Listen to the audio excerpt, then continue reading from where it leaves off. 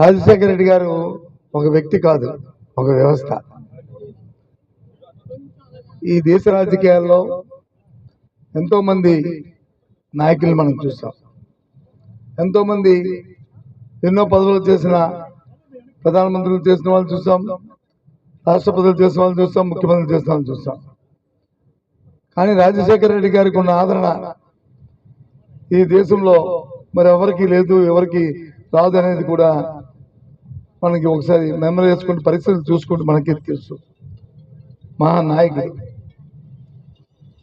ఏ వ్యక్తి పేరు చెప్పే ఆ వ్యక్తి ఇదిగో ఈయన దీనికి పేటెంటు అనేది రాష్ట్రంలో ఎంతోమంది ముఖ్యమంత్రులు చేస్తారు, కానీ ఏ ఒక్కరికి కూడా అది రాలే. అదే రాజశేఖర రెడ్డి గారి పేరు చెప్తే ఒక ఫీజు రింబర్స్మెంటా, లేకపోతే ఒక ఉచిత విద్యుత్త, లేకపోతే ఇలాగా చెప్పుకొని పోతుంటే ఒక ఆరోగ్యశ్రీయా అని ఏ వర్గానికి అయితే, పేదవాడికి కానీ, రైతుకి కానీ, రైతు కూలీకి కానీ,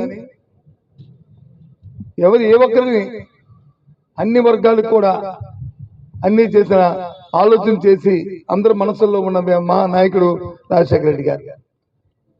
అందుకే ఇన్ని సంవత్సరాలు అయినప్పటికీ కూడా ఆయన తాలూకా జ్ఞాపకాలు, పార్టీలకు అతీతంగా ఆయన వ్యక్తిత్వాలని మనం కొనియాడుకుంటున్నాం.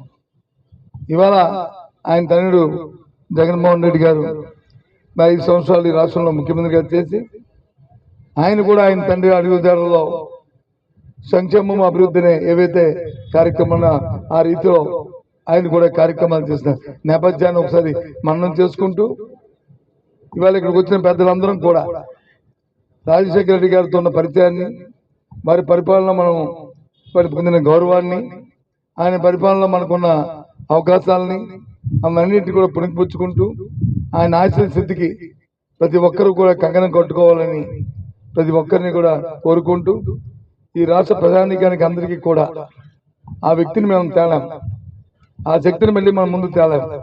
కానీ ఆశయాన్ని మాత్రం మేము ముందుకు తీసుకురాగలం, మీతో కలిసి పంచుకోగలం. తప్పకుండా ఆయన ఆశయ సిద్ధికి ఇక్కడ ఉన్న వాళ్ళు ప్రతి ఒక్కరం కూడా మనస్ఫూర్తిగా తిరగన శుద్ధితో పనిచేస్తామని ఆయన సాక్షిగా మరి ఇక్కడ ప్రమాణం చేస్తూ ఎక్కడున్నా సరే భగవంతుడు ఆయన్ని ఇంకా ఇంకా కొనియాడేటట్టు ఆయన ఆత్మ శాంతి కూరుస్తూ ఆయనకి నివాళులు ఇక్కడ ప్రతి ఒక్కరం కూడా పేరు పేరున అందరి తరఫున నివాళులు అర్పిస్తున్నాం.